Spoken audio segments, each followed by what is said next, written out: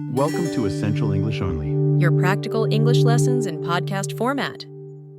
Hi, I'm Alex, your English teacher who only teaches what you'll actually use. Many people study English for years, understand individual words but freeze when they hear native speakers. And that's not because they're lazy, it's because their ears were never trained for real English. Textbook English is slow and clear. Real English is full of rhythm, connections, and reductions. It's like the difference between a rehearsed song and an improvised one. Today, you'll learn how to train your ears to understand native speakers and feel confident in real conversations. The best part? You don't need hours of study or complicated grammar. Stay with me until the end, because you'll finish this lesson understanding sounds that once felt impossible, and you'll know exactly how to train on your own. First, take a breath. It's okay if you don't understand everything. Everyone goes through this stage. Even I, Alex, used to think native speakers were speaking another language. But with practice, I started to hear English like music, and you can do the same. You don't need to understand every word. The goal is to catch the main idea, the tone, and the patterns that repeat. Focus on the essential. The first technique is to notice how words connect, what we call connected speech. In real life, English doesn't have clean borders between words. Everything flows together. For example, when someone says, "What do you want to eat?" the real sound becomes, "What do you want to eat?"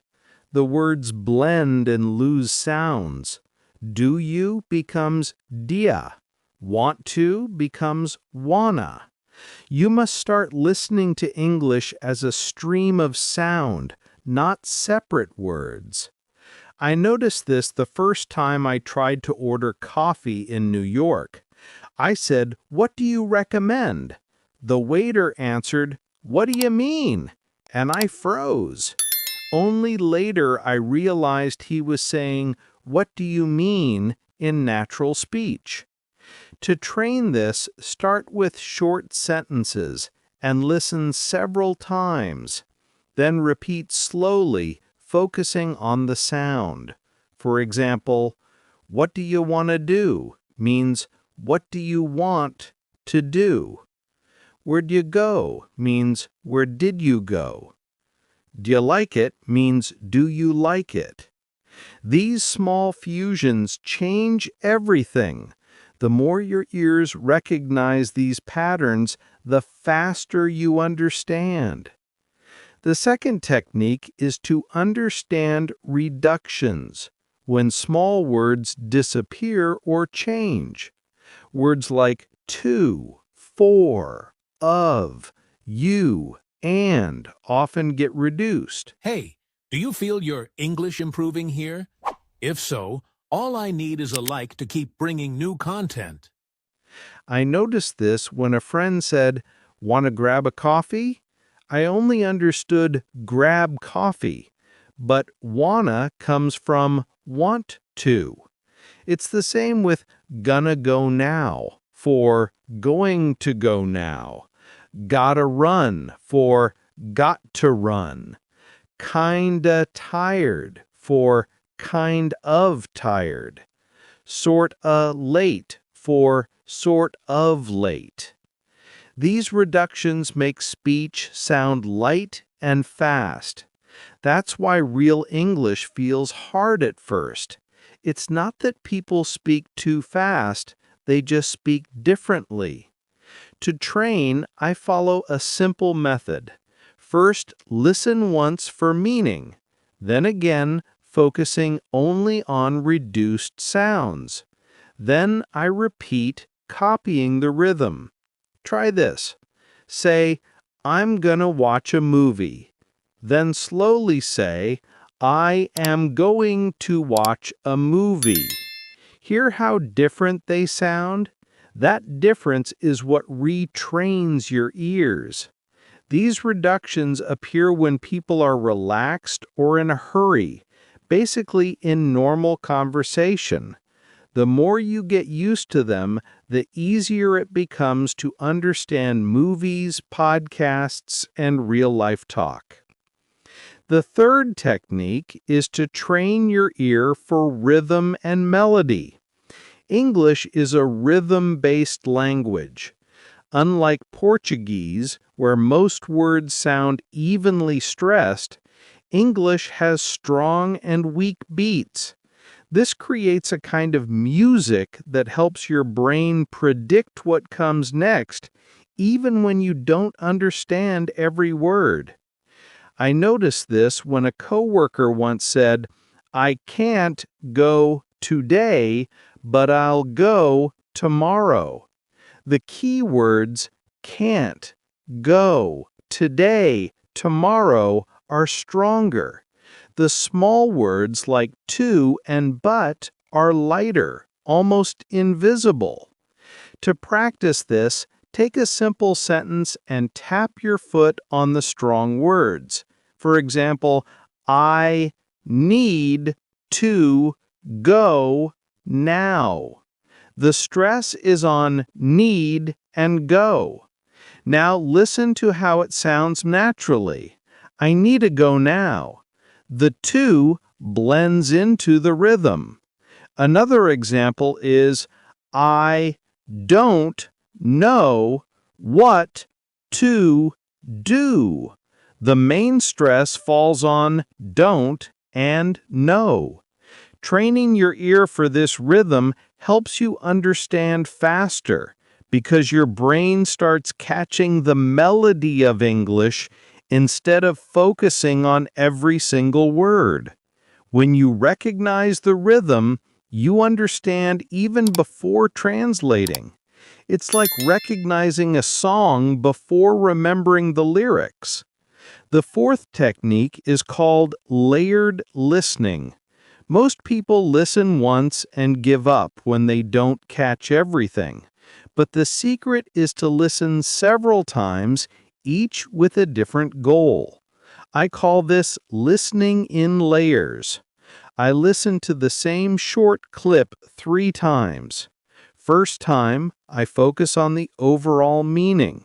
Don't worry about details, just feel the context.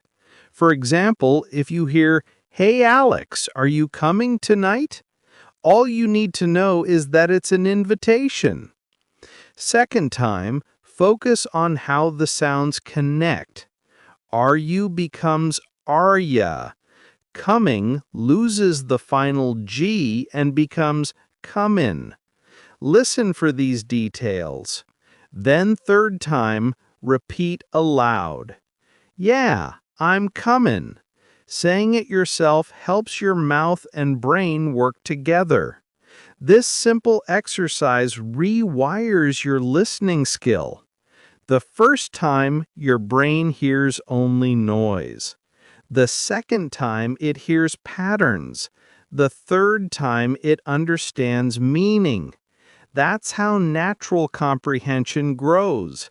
You can do this with any short video, podcast, or dialogue. Just a few minutes a day makes a huge difference. The fifth technique is active repetition and visualization. Listening is only half of learning. The other half is speaking out loud with intention. When you speak, your brain links sound, memory, and emotion. That's how you turn passive listening into real progress. I like to listen to a short sentence and repeat it until it feels natural. For example, "Can I get a glass of water?"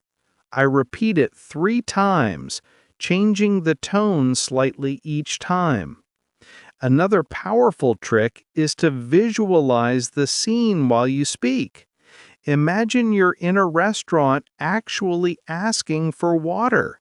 The brain remembers better when it connects image and sound. You can do this with any phrase. For example, you gotta try this. Imagine someone offering you dessert. That emotional picture locks the phrase into your memory. Now let's practice a mini challenge together. Choose one of today's sentences and train in 3 steps. First, repeat mentally. What do you want to drink? Then, answer aloud. I want a coffee. Finally, change the scene. What do you want to eat? I want a sandwich. That's it. Short, real, effective. Repeat this 3 times a day, morning, afternoon, and night. What matters isn't time, it's consistency. Focus on the essential. You don't need to understand everything. Just keep listening, repeating, and letting your brain adapt. Today, you learned 5 practical techniques that can transform your listening. Noticing connected speech, recognizing reductions, understanding rhythm, listening in layers, and repeating actively with visualization. You also saw how real English turns "what do you want" into "what do you want?" "Did you call?" into "did you call?" and "got to" into "gotta." These are the forms people use every single day. Great job! Today you trained your ears, practiced your voice, and made real progress toward understanding native speakers. Every small repetition counts. Keep practicing calmly, watch this again tomorrow, and you'll notice how English starts to sound clearer and more familiar each time. Step by step, repetition by repetition, your English is growing. I'm Alex, and this is Essential English Only. Keep listening, repeating, and developing your English every day. You really learned what matters. See you in the next lesson, focusing on the essentials.